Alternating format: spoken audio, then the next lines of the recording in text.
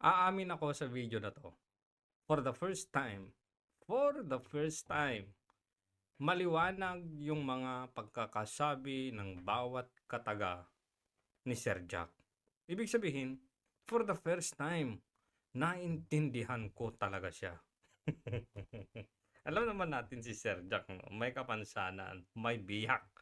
Medyo hindi talaga natin maiintindihan yung pinagsasabi niya. Pero sa video na to, gagi, intinding-intindi. So eto, naka-blue si Mark Gamboa, sumunod si Jesus Falsis, sumunod ito si, ano pangalan nito?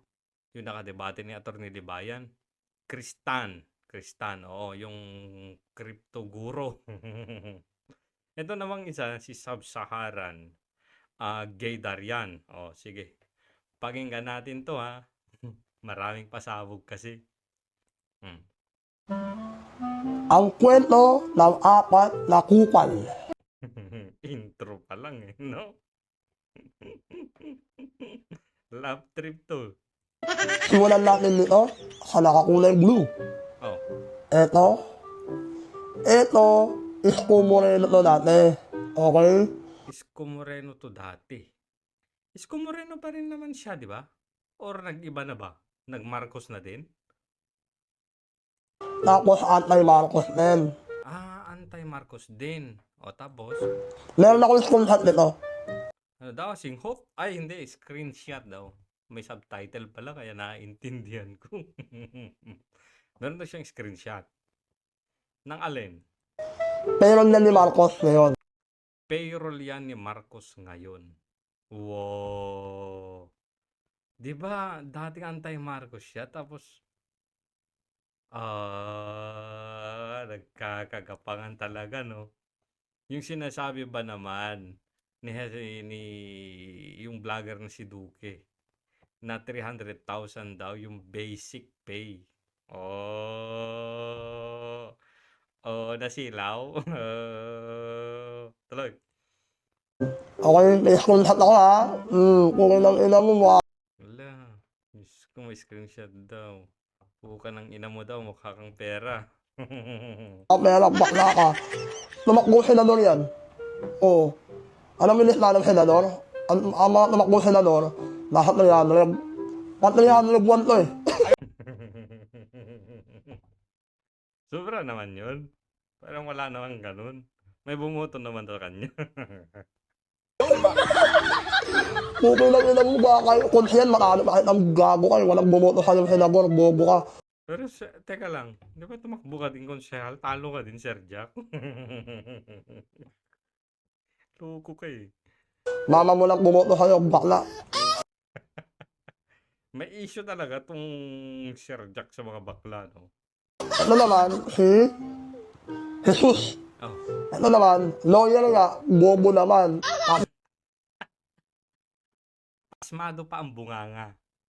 Kung naalala ninyo, itong si Jesus Falsis at yung kapatid niya si Nico Falsis, kinasuhan ni Chris Aquino na kasi parang tinawag niyang ano eh, parang tinawag niyang pabiktim, crazy, liar, at kung ano-ano pa. Pasmado talagang bunganga. Yung kapatid naman, kinasuhan ni Chris Aquino ng qualified theft dahil daw sa paggamit ng nasa 1 million daw na parang company credit card. Pero ang tanda ko, kung hindi ako nagkakamali, pinadismiss ni Chris Aquino yung mga kaso niya sa magkapatid na to kasi parang nagkaayos na sila. So, pinadismiss. So, swerte pa rin niya, di ba? Tuloy. Bakla ka. Putang ina, wala na. Okay? Kakapaalala ko lang Jesus ha. Walang Jesus na bakla. Oy, wala daw Jesus na bakla. Tapos, Ang ina mo, nagilan mo kami. Okay? Anti-Marcos ka rin dati. Okay? Ngayon, kano? anti-Marcos dati, tapos magkano? Oo nga naman, di ba? Biglang lumabas siya, taga-atake na ni ano ni ng mga Marcos. At inaatake na niya yung mga Duterte.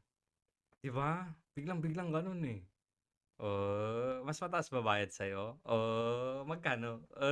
Nagtatanong lang din, nagtatanong. Kagaya ni Sir Jack nagtatanong. Bakit kaya pumasok kung talagang totoong bayaran si Falsis? Ano kayang dahilan, Sir Jack? Ay, hardcore Marcos Kaya kailangan niya ng pera para marami siya maganood.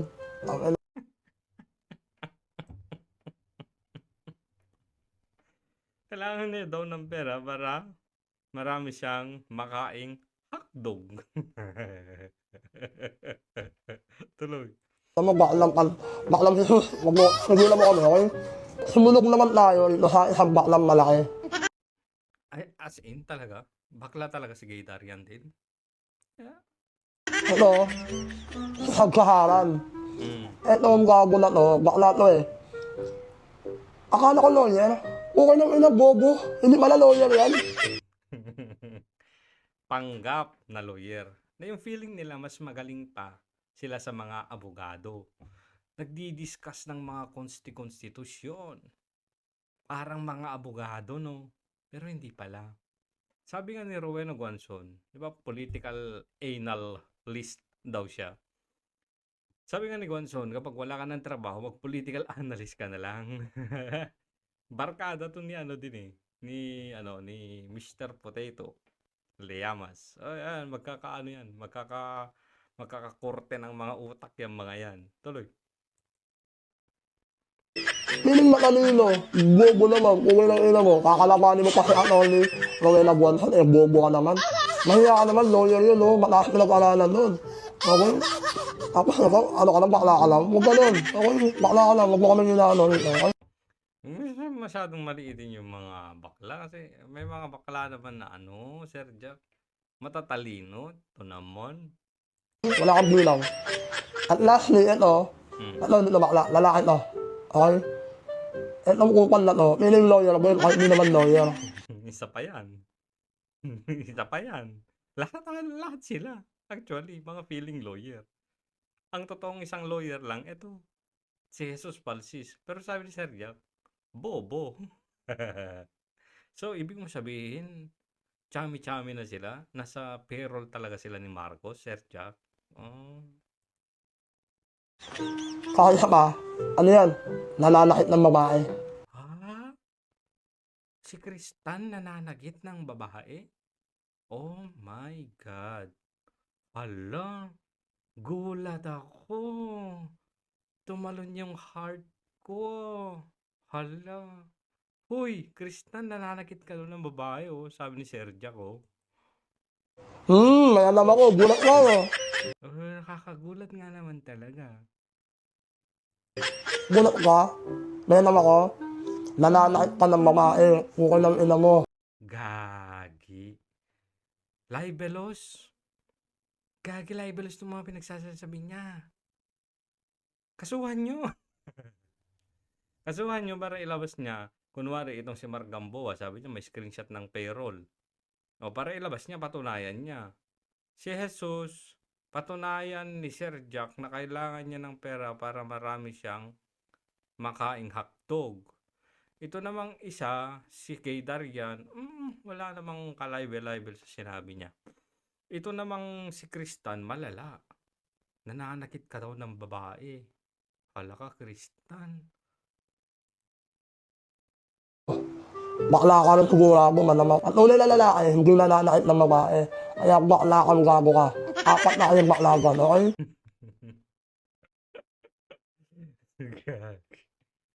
Ako wala akong problema sa mga bakla.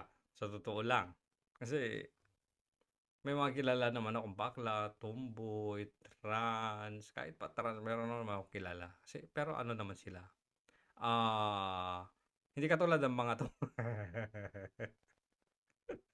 Tuloy. Okay lang ina yung apat kayo, mga bayaran kayo ni Marcos. O, di ba? Direktang sinasabing bayaran kayo. Kasuhan nyo kaya si Sir Jack. Cyber libel, sige na. Oo, ebidensya. Oh. Pinaparatakan kayo ng kung ano-ano. Ngayon, tignan natin to. Itong tatanga-tangang Mark Gamboa, nag-comment pa. Hehehe. Thanks, Sir Jack. Ito, ipapakita ko sa December 22 pa ako makalibre ako sa MRT. Walang sense of humor. Tignan natin. Tibay din ang pagmumukha mo eh, no? Kain ng kain, galing naman sa nakaw. Sabi naman nitong isa, Mark Gamboa, pare, hindi na pinapatulan yan. Dalawa kapansanan yan, isang pagiging bingot at pagiging dedeb. Oh, siguro Duterte. Oh. Mahiya ka naman, pinapakain mo sa pamilya mo galing sa kaban ng bayan. Mark Gamboa, naiintindihan mo ba, sir? In fairness, naiintindihan niya kasi nag-comment nga siya eh. Magkano? Mark Gamboa, magtrabaho ka ng maayos, hindi habang buhay na sa power yung boss mo, kawawa ka pag Duterte na ulit, maniwala ka. Sabi naman nitong isa, nireplyan niya, sabi niya kay Mark Gamboa, huwag mo napansinin niyang boss, Mark. Mark? Ba't Mark? Mark Santos Gamboa.